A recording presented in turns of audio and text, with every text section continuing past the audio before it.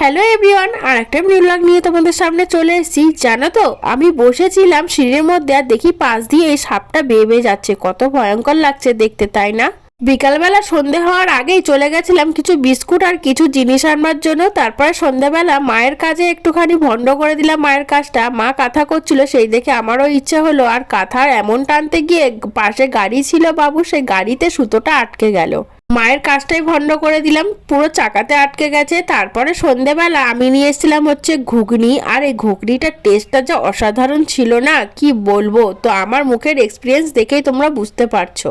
তারপরে সবার জন্য নিয়ে এসেছিলাম সিঙ্গারা, আমিও বসে পড়েছি সিঙ্গারা খেতে। আর আমার সিঙ্গারা খেতে কিন্তু বেশ লাগে। তারপরে রাত হয়ে গেছিল, রাতে ভাবলাম একটুখানি প্যাক মাখি, মুখের যা অবস্থা, যা ট্যান পড়েছিল, সেই জন্য আগে একটা স্ক্রাব করে নিলাম, তারপরে করলাম একটা ট্যান প্যাক।